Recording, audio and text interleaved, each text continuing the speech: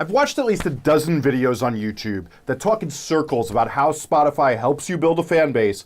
But if you're watching this, you're probably smart enough to know that these videos are made by a bunch of people who have no idea what they're talking about and have never promoted a song on Spotify that's done much of anything. So in this video, I'm going to show you actual techniques that help you build your fan base on Spotify that I've worked on countless times.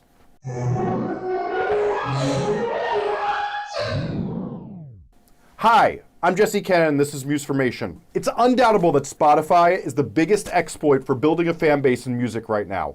It's the place where you can put the least amount of effort for the biggest reward, and that always is a huge deal to me to find those things, since so many musicians don't have a lot of time on their hands, but need a big reward to get their music out there. Spotify is the largest audio service by far. I know Apple's publicists love to get articles written saying that they have so many more subscribers, but when you look at what people are actually streaming, and I get to look at some huge artist numbers all the time, you see that no matter what the genre is, that Apple's about 20 to 25% of the share, and Spotify is 70 to 75% of the share. This is why if you're building a fan base, you have to go hard on Spotify. Never mind the fact that Apple barely gives you any tools to market yourself, yet Spotify gives you tons of opportunities to grow your fan base, especially when you're a small artist. So let's cut to it. How does Spotify actually help you build up your fan base? Most crucially, it means following the instructions in the last two videos in this playlist about releasing singles and scheduling content. But the key is we're going to do everything we can to take advantage of all the tools Spotify has at our disposal. Let's go over the easy stuff here real fast because it's really fucking boring, so I won't waste your time with it.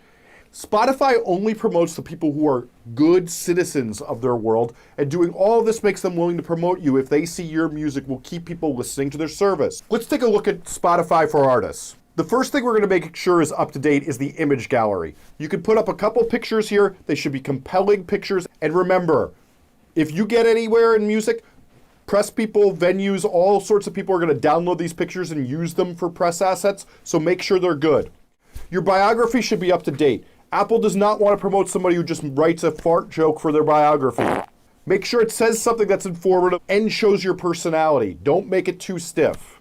More info. Here you want to enter all your social media and your Wikipedia if you have one. A lot of the users of Spotify aren't used to using this follow button on Spotify, so you always want to give fans an option to follow you somewhere else. The next feature is the artist pick. Now that we've filled in all the boring stuff, this is where you can choose what you're actually promoting and what fans are going to see as a first impression. Now, yes, a lot of fans are just going to listen to your most popular songs first, but you want to try to get their attention with this and tell them what you'd rather them check out.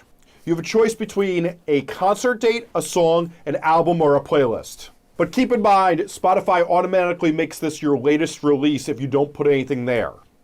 But I highly suggest you probably put up a playlist that gives a good first impression to a fan.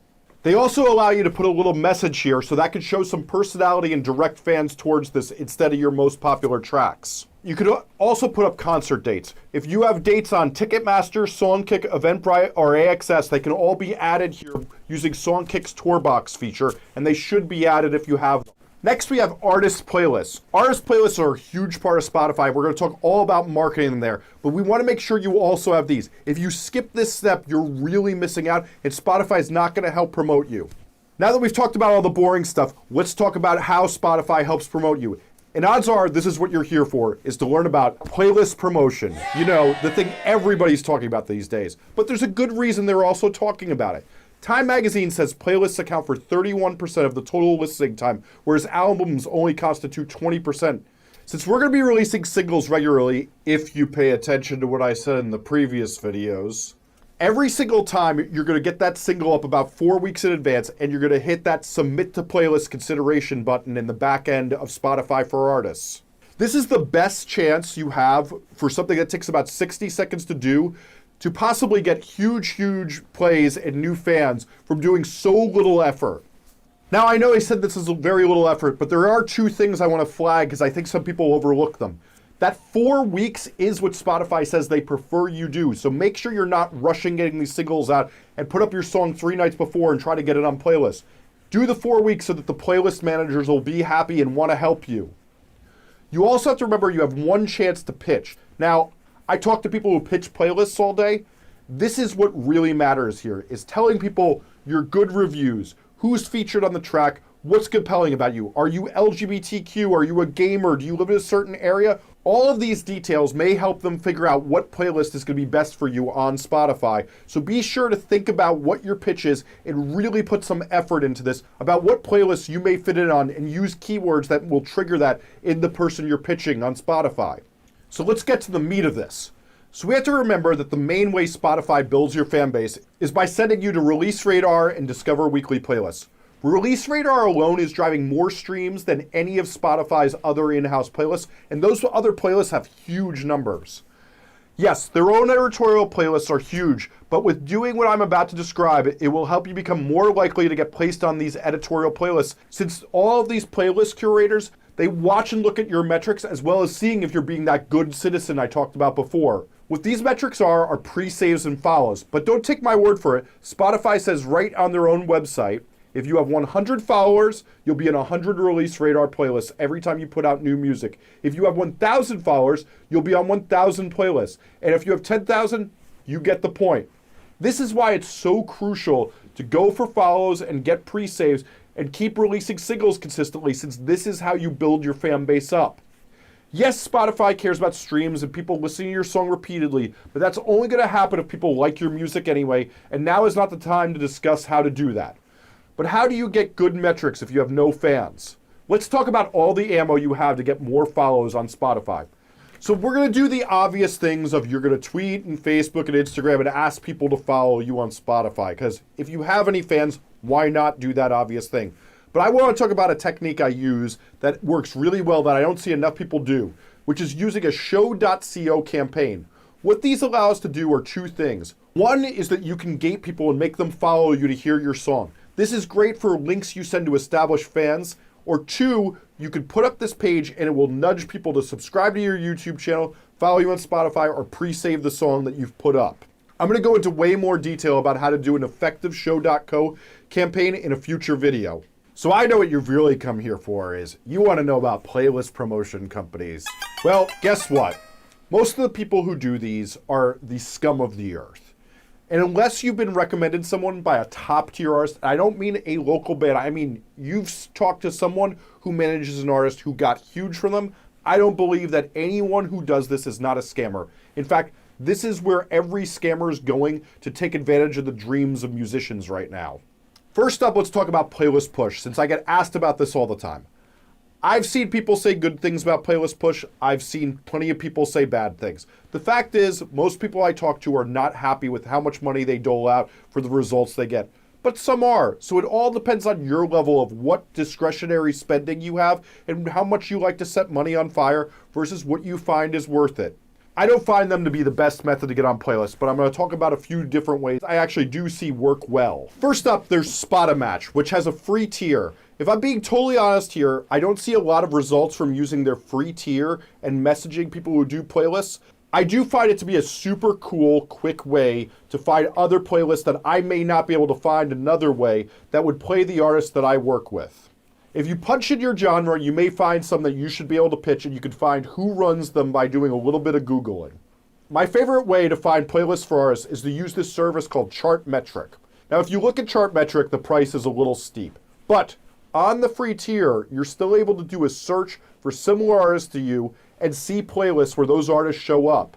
Now, you don't get to see all of them, but for some money that you may be able to split between a few other bands, you can see a big, vast list of different playlists, and you can see who runs these playlists. I like to look at the position and how many followers each of these playlists has, and then I like to go and investigate and see if I can find the contact for the person who runs this playlist, and then I send them a pitch of my music. After all, most of the people who are running these are music lovers. Now, I will say this too. What I do see gets most artists on playlists is the same stuff I talked about in the video on building community. Participating in Facebook group comments, Twitter conversations, and Reddit subreddits is where most of these people who run worthwhile playlists hang out and learn about music. This is why finding your community is so crucial. The other thing I'll say is many of these playlist people who run a big playlist, they do interviews and they get talked to all the time because everybody's talking about it.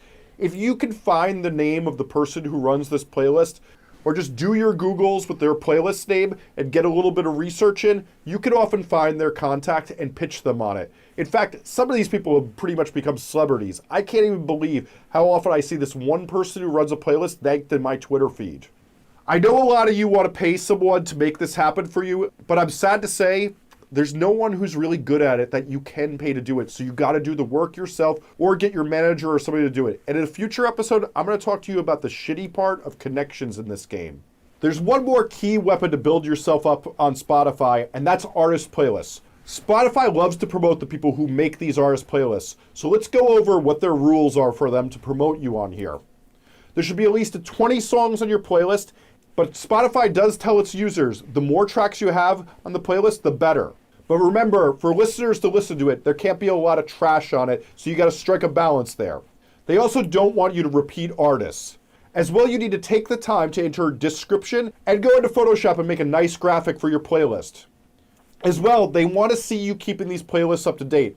I make a mark in my calendar to update the ones I curate every single month because that's what Spotify wants to see.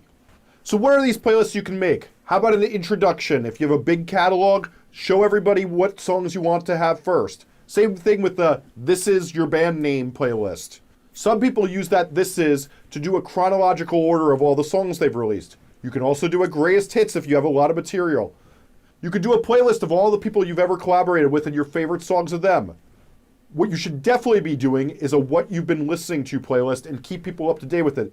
Many of the biggest musicians engage in this and their playlists are insanely popular from showing their fans what it is. And as we talk about, bonding with your fans is crucial to get them to support you, and these playlists can be how you build those bonds. Make one of your scene. Put up a thing about the local bands that you're friends with, maybe the other bands that you like that are in your community. If you're playing a festival, make one of the lineup. If you are in a certain specialized genre, make one of that genre. If you do DJ sets regularly, make a playlist of what you played and get nerdy. If you're the type who likes to look at pedal boards, make a playlist of people who use that nerdy pedal you like. If you have a song about how much you like the show Succession and you know other people have done that, go right ahead and do that. But the key is to promote them. Tag the other artists in them, share them as much as you can, and in the community places that you would appreciate them, like Reddit and Facebook groups, and even event invites on Facebook. Remember, if you are on these playlists, these are great ways to get other people following to discover you, and tag the other artists that are on them in social media. That's it. If you have more questions or thoughts on playlists or Spotify promotion, please let me know in the comments since I want to answer them. Am I missing anything? Is there any way you would have done this? I need to know your questions and what no one else is telling you, since I want to answer them, so leave them in the comments. I hope you liked this video, and if you did, please like and subscribe and get notified for my future videos, since I'm going to be breaking down the concepts in this video along with tons of others on promoting your music and how to make music you're more happy with. As well, I have a Facebook group that's linked below that is only helpful information. No one tried to sell you anything, playlist or con artists, only helpful information for musicians looking to be better themselves. If you want to learn more about me, make a record with me, or check out any of my books, podcasts, or anything else I do, head to jessecannon.com or @jessecannon on any of the socials. Thanks for watching.